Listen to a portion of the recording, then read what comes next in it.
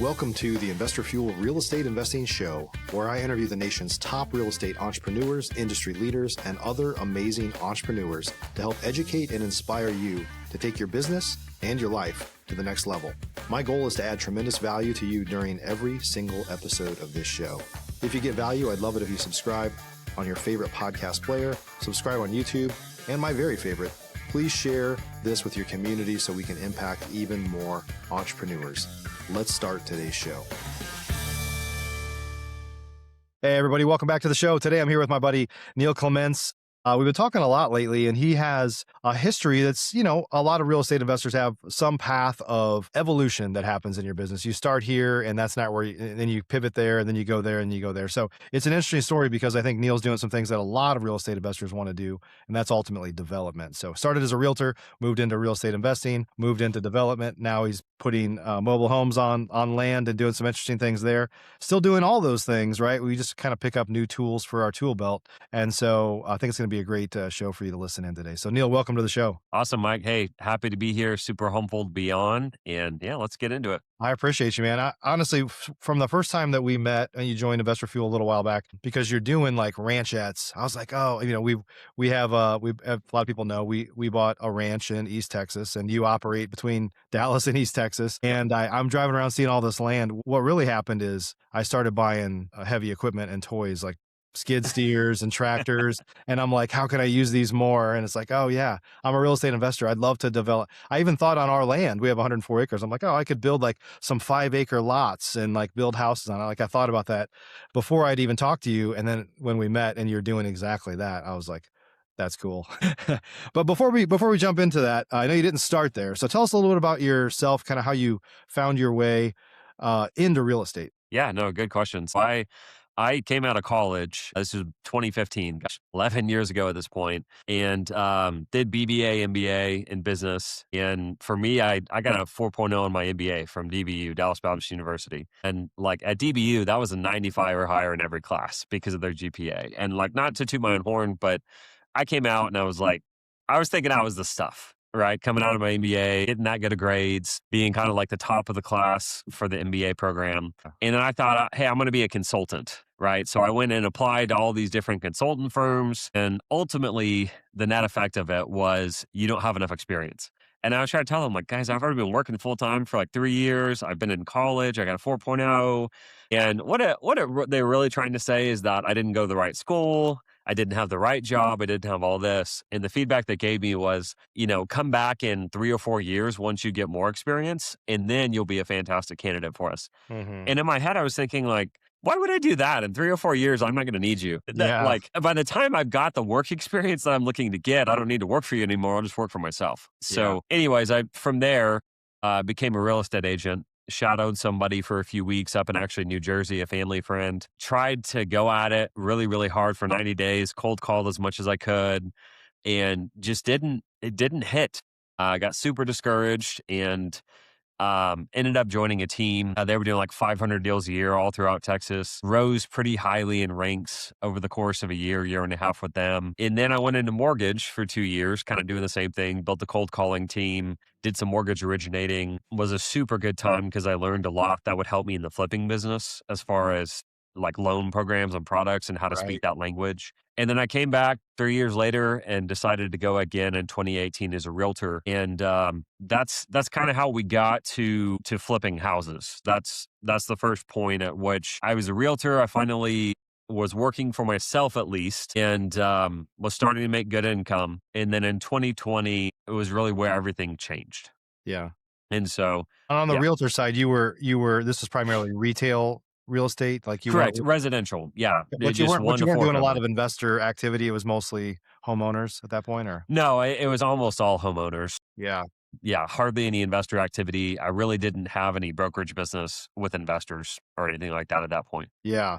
So in my experience, a lot of people that were agents or realtors and got into real estate, they usually have a client or two that's an investor, and they see that like, well, I made $3,000 and they made 20. Like they kind of see like there's like they got a little hint of a scent of something of an opportunity that's there, and they're like, I want to do that, right? And so you've made a lot of transitions here. I'm kind of curious because I think it'll resonate with a lot of people. Is like, what was the catalyst for you to make that shift from, if you were doing retail real estate, like what was the catalyst that transitioned you from a realtor to an investor? Yeah, and by the way, I went through like 5 years and 30 seconds just then. So yes, Right. there were a lot of changes. I'm just trying Some to get tears, through some it blood, quick. sweat, and tears along the way. Right. But as far as shift from real estate agent to real estate investor, it was exactly what you just said. I didn't personally have the clients, but I would basically list a house. It'd be 100, 150 grand. Mind you, this is before COVID, right? When those Right. houses actually existed at those prices. Yeah. And, I would find it, list it for 100 grand. And then the investor came in, offered 120. And I was like, how did you offer 120? I was talking to them after they closed. And they said, Neil, you don't realize I'm going to make 40 grand on this house. And to me, that was like, I'm making three, you're making 40. That's 12 Right. times, 12x. And then Right. that happened two more times within the course of like 2 or 3 months in the summer of 2019. And I just got so pissed off at that I had the deal. I had everything that I needed. I didn't have the confidence, I didn't have the capital, and I didn't have the contractors. Like, what is that? Three C's? Yeah. That's pretty good off the top of my head. Didn't have the three C's there. And what it took for me to actually make the transition is I started reading books. I bought everything from Bigger Pockets, especially like Jay Scott was reading a ton of his books, and just kind of figured out, okay, there's a model to this that I can execute. It doesn't have to be my capital. It doesn't have to be my contractors. It can be other people's experience I can leverage. So I walked into a listing appointment November or October 2019, absolutely changed my life. I said, you could list for this or I can buy it for this. They accepted my offer. I think I put like $10 of option and $10 of earnest and gave myself 60 days option, 60-day close. I was pretty bullish on it, as you could tell. Yeah. But anyways, it was a really good deal. I ended up taking it down. Didn't have the money, didn't have the experience. I had a ton of money stolen from me. It took way too long. Listed it in May of 2020, which, as you know, chomping at the bits because of COVID. But at the end of the day, I projected to make 40 to 50 and I netted like 8. And Mm. to me, to a lot of people, that would be like, oh, dude, you failed. Like, you didn't net the 40 to 50. To me, I was like, I made every mistake in the book and I still made money, and probably just as much as if I would have listed it. To Yeah. me, that was proof of concept. And then we flipped 20 more houses our first year Yeah. after seeing that. Yeah. It's interesting because like being a realtor, I don't know if you know this. I'm actually licensed. It's a weird story. I've never listed a Didn't know that. I've never listed. I'm licensed in Michigan, so it's a Okay. long story. I checked the box. Michigan, the requirement for a license was like 40 hours versus Texas is 180, and I just needed to get licensed somewhere. Anyway, it's a long story, but my point is in the process of becoming a realtor, they don't teach you anything about real estate investing. Like it's a very different business. But I think a lot of realtors think that they know the investing side, Yes. but it's really two different animals. 100% it is. Yeah. And that's what I figured out. But what I needed to know as a realtor, the reason I was able to do all this is because I needed to know as a realtor that the end product would sell. If I knew, and still today, if I know that the end product will sell at the price that I think it's going to sell for, everything else can work itself out. Right. Contractors, capital, and everything like that is really not that hard. To me, it's having a firm ARV, and having the realtor base before I became an investor gave me really, really solid information on that. Yeah. Yeah. And it's obviously becoming more and more of a requirement in many states to even as an investor to be licensed. I mean, it's either a requirement or you might as well just do it because it's going to become more and more of a requirement, or it kind of removes some of the friction that might be there. Yep, 100%. Yeah. So we ultimately, so next, what we did, so we kept on, and when I say we, I started off as a partnership. I started off with a 50-50 partner. He was a GC. He also had millions in the bank. He was 67 years old at the time, another realtor in my office.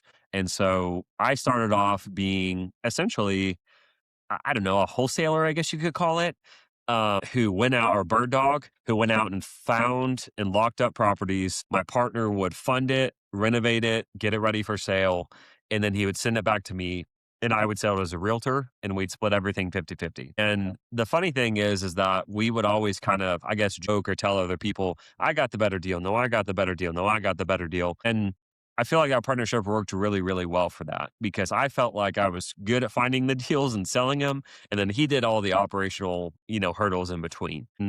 that worked out really, really well for us. We did that for about 3 years. That was all the way until really 2022, and, unfortunately, he had a heart attack due to Ooh, some stress and market changes and obviously other things going on in his life, and at that point, he decided, "Alright, I'm gonna step back," and, I said, "Well, I'm 30 years old.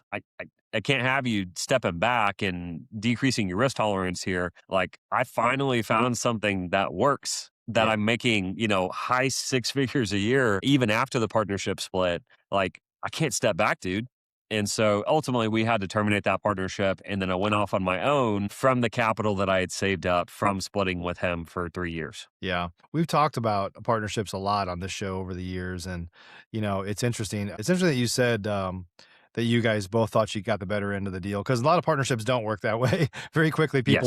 people feel like I'm doing most of the work and I'm giving up 50% of the profit. And so that's great. Any tips on partnerships? I know you're not in that partnership anymore, but any tips on partnerships in regards to really structuring them right up front? Because I've kind of found that when they fail or when they go south, it's from really 2 things. Miscommunication is a big one, and then, expectations that aren't aligned Yes. of what the I other mean, for person will me, usually of what the other person will do. yes, 100%. No, for me, we dated before we got married, quote unquote. Yeah, We did 3 flips together and split it on the back end before we actually created a joint LLC. yeah, And that's good. so I pretty much knew like if this guy's going to do it or not.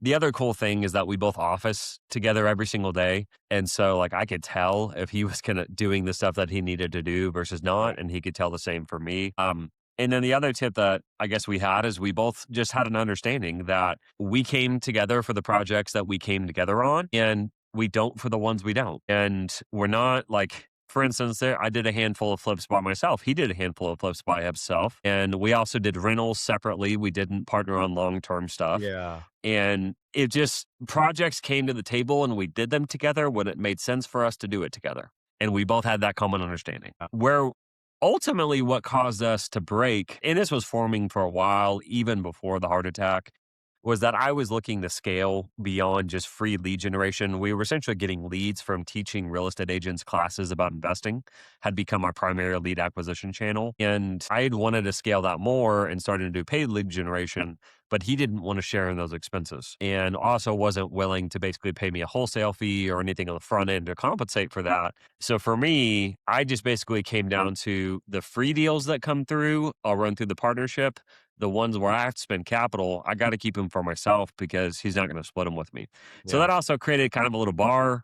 There yeah, were also some staffing headaches and you name it. I mean, partnerships are messy, but yeah, yeah, for me, I just realized a partnership actually for both of us was just a means to an end. We both knew it wouldn't last forever. It wasn't, like I said, a marriage. It was just I needed him in a season, he needed me in a season, and then both of us are glad we did it. And he called me this morning and talk. I mean, no hard feelings, but oh, that's I good. think that where people get wrong, like you said, is when one person's not pulling their weight and then refuses to get out. Yeah, yeah, that's great. It sounds like that. Not many partnerships that broke up are still having friendly phone calls, so that's that's I'm very lucky, to be honest. It wasn't from skill. I think it was God ordained, but I think it was some luck too. yeah, awesome. So talk a little about you're still a realtor, you're still an investor, although you kind of started to move on to other things. And so these are just like tools in your tool belt that you just keep adding, right? So talk about like a little bit about your journey as an investor before you got into development and then what happened to kind of cause that to start being a part of your business. Yeah, and that's a really good way that you said it as tools in the tool belt. I look at it as just a quick analogy. Like if you're fixing a car, maybe that's the income you want to make. And if you found a way to, I don't know, do it in 200 hours or 250 hours or even the course of a year, you found the way to do that in a year. Then you all of a sudden you find a new tool and it's like, oh crap, this takes me half of a year. I should probably get that tool, right? And then a new tool and a new tool and a new tool. And then all of a sudden you're making maybe your yearly income in a month or your yearly income in a day. Mhm. Like, why would you not do it? And so Right. that's what it was for me was I realized that by doing a similar amount of transactions, which we do, anywhere transactionally from 50 to 100 a year. And we've been at that ever since 2020 for 6 years. But what has happened is that my income went from here all the way to here doing the same amount of work, the same amount of transactions with a very similar team and a very similar staff. And that was by adding new tools to the tool belt and increasing the prices. Hmm. And so what I started seeing on our house flips is that we started doing some mobile homes. So those were some of our most lucrative properties. And I started asking myself, like, why are these some of our most lucrative properties? It was twofold. One, because of the underlying land. And then two, also because nobody else was competing. And so I started asking myself, like, how can I focus on doing things that nobody else is willing to do? Because if I do that, there's, what is it? There's no traffic on the extra mile kind of thing. Yeah. And so instead of just working harder to acquire the assets that everybody else wants, how can I find an alternative asset class that nobody else is looking at, but is still high in demand? In the meantime, we had a lot of people come through just our brokerage business that were looking for manufactured housing in lots to put them on, which, if you don't know, is incredibly hard to find in DFW, like hard to find. And we realized that real quick. We also started seeing the lots that they were actually able to buy were some platted subdivisions with other people that were other brokerage partners of mine. So started asking them, like, how are you doing this? You're just taking like 5 acres and making 5 1 acre pieces? Like, how do you do that? You're just cutting it up? Oh, well, there's a platting process. You got to do this. And once you do it, 5 acres maybe sells for 40,000 an acre as is, or it sells for 120,000 once you break it up. Oh, okay, that has a spread. And so then it came back to how can we do as many of those as humanly possible and just fulfill the demand that our own clients were showing us were there. And so we started making mobile home lots, selling them off on individuals. And on an average house flip, maybe we would buy for 150, put 50 in, sell for 250. Just really rough numbers, right? Make maybe 30 grand net. Well, on these subdivisions, they were buy for 200, put 10 or 20 into it, and then sell for 400. And I was like, crap, I just found a way to 10x my income again, right? Because I 10xed it going from realtor to flipper, and then I 10xed it from flipper to developer. And Hmm. then that's when we also started adding on bigger pieces. We realized 50 acres into 10 acres, we could do the same thing as 5 acre into 1 acre. You name it, 100 acres into 10 acres, 15, 20 acres. And we started doing that, right? Became our primary source of development because, again, same amount of work, 100x the income as a realtor, 10x the income of a house flipper. Why would I not just go to town on it? Yeah. So that's how we got to develop it. Yeah, that's great. It's interesting. I was just thinking of you've been in the group for I don't know, maybe about 6 months or so now. I don't know if you've seen this yet, but we use this tagline all the time. Some of our shirts, some of our hats have it on there. I make my own luck, and it's kind of funny. It's like a lot of people that are not entrepreneurs. They're like, "Oh, you're so lucky." It's like, well, I mean, I wouldn't call it luck, right? It's like Yeah. I made that happen, but you positioned yourself in a way to where you to see more opportunities. Like it's by being a student, it's by playing one game and then realizing that there are offshoots of that game that might be more lucrative. I mean, that's kind of we talked about it a little bit up front. Sometimes a business, the purpose of it is to find your next business. It allows you to earn while you learn, and then you learn something else and you're like, okay, here is something I maybe enjoy more, something I can make more money at, like what maybe both, hopefully. 100%. And so and then I guess the hard part with that business is this knowledge game. And so anybody can do it. Don't get me wrong. It's just when you move from house flipper to developer, house flipper is a contracting and capital and finding game. The land game and development game, it's still a finding game, but it's not a contractor and it's really not a capital game. Mhm. It's a knowledge game and it's a sequential game of making sure that you do your due diligence correctly. Because I think I said this at the last event, which is when you have land, there is no plan B. There is no renting it. There's no other thing that you can do with this land other than sell it, either on seller financing or for cash. And so our due diligence process has to be buttoned. Like we cannot make a mistake because the times that we do, we've lost money. And what we also saw in the past year or two is that our land sales started slowing. So then it's like, well, what do I do now? If land sales are slowing, how do I make them fast again? Hence, we took our experience with the used manufactured homes. And then there was a guy in our group here in Fuel, Vic, out of Arizona, who was talking to me. He's like, man, what you need to do is you need to put new manufactured homes on there. I was like, that's so much that's so much of a hassle. I'm not a builder. Like, why would I do that? And then I talked to another mastermind I was at, and she said, Neil, you need to get your new manufactured housing license. I was like, guys, I renovate used manufactured houses. Like, I don't place new mobile homes out there.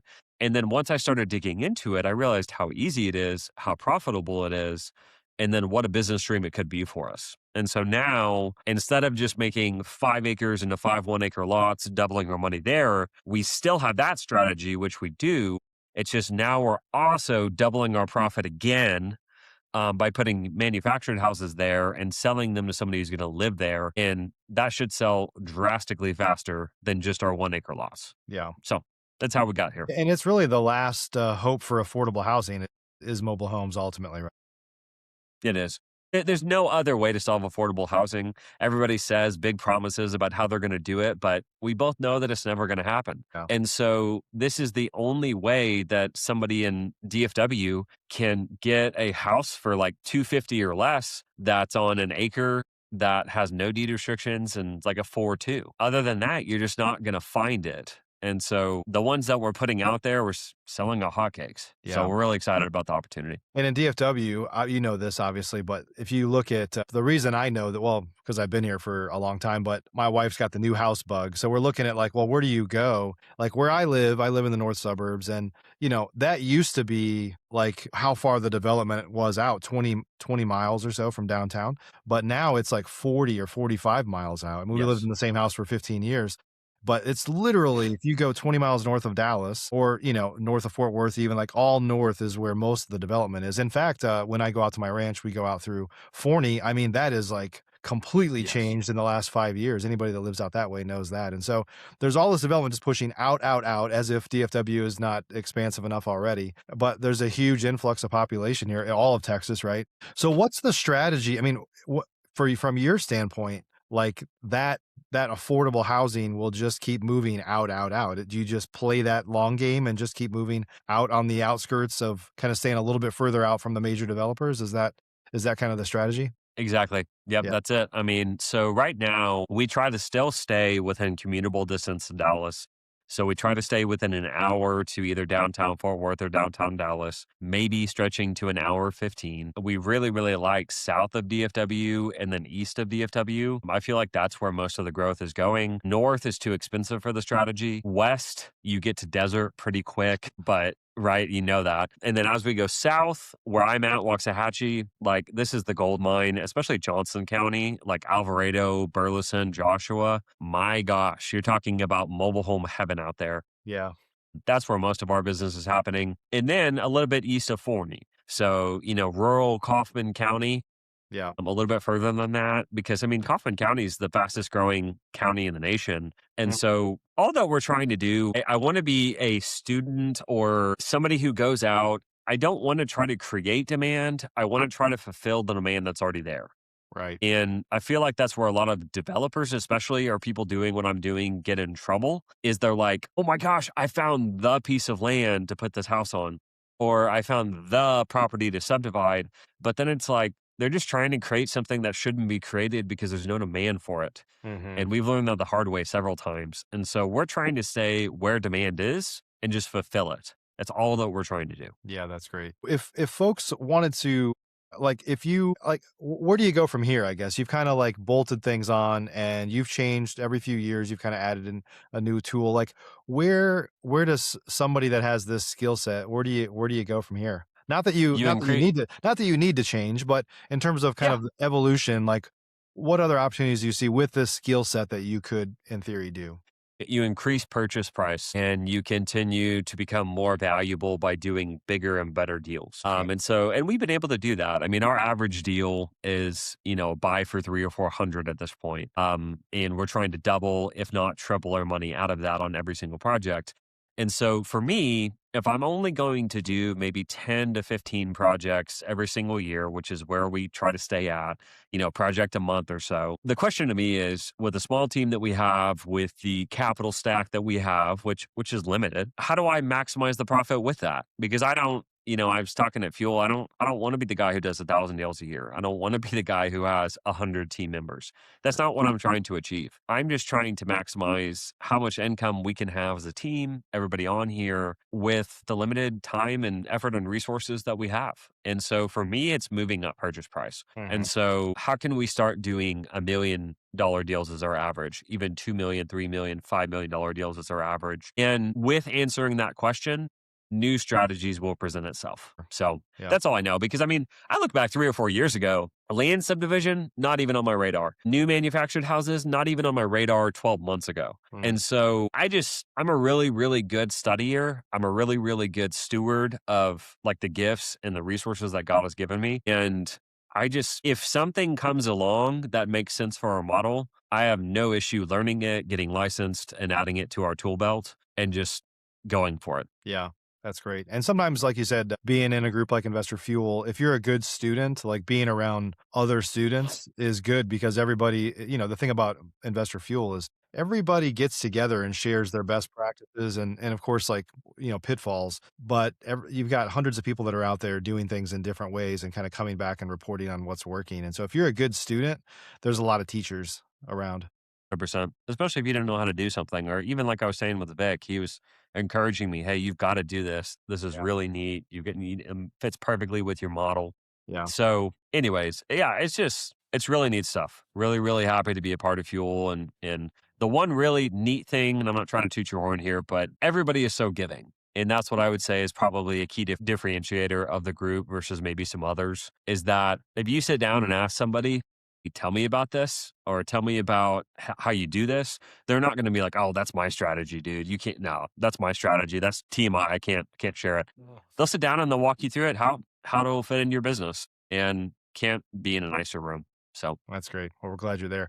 Neil, if folks want to, I know you work with realtors to kind of find deals and throughout. Yeah, I think you go from Dallas to kind of over in Tyler area even. But if you're looking for like basically share how folks could contact you and some of the things that you're looking for in terms of collaborations. yeah, easiest way to contact me right now is just through my real estate website, which is theclemgroup.com. You can find me there, send me a message. It's a realtor facing website. Don't get confused, but you can find me that direction.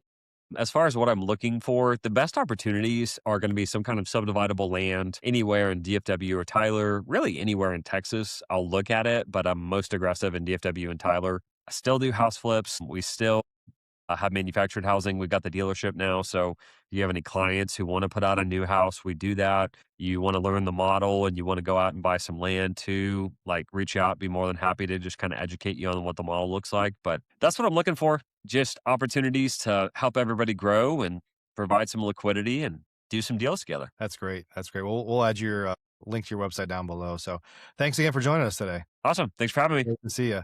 Yeah, guys. Hope you had hope you learned a few things today. At the end of the day, I think that if we know as entrepreneurs that you've had to probably pivot a little bit over the last few years. Sometimes it's forced upon you, and sometimes it's a new tool that you see by learning one thing. You're like, oh, if I just add on this, it could change everything, right? And so it all comes down to just playing the game and playing the long game and thinking, being open-minded to opportunities that present themselves. I've said it many times as entrepreneurs, we're really in the opportunity business, so it has to make sense. But if your eyes are open, opportunities kind of quote fall in your lap, right? So appreciate everybody. We'll see you on the next show. Thanks for joining us for today's show. You can learn more about the amazing benefits of the Investor Fuel Mastermind community, including surrounding yourself with hundreds of other rock stars, 100% financing on your deals, and members-only discounts from vendors you're likely already using that, as a member of Investor Fuel, will save you more than the cost of your membership. Visit investorfuel.com to learn more. You can also check out the show's notes for access to free resources, how to get access to world-class lead generation, and even how to work with me directly one-on-one. Don't forget to subscribe so you never miss another episode. See you on the next show.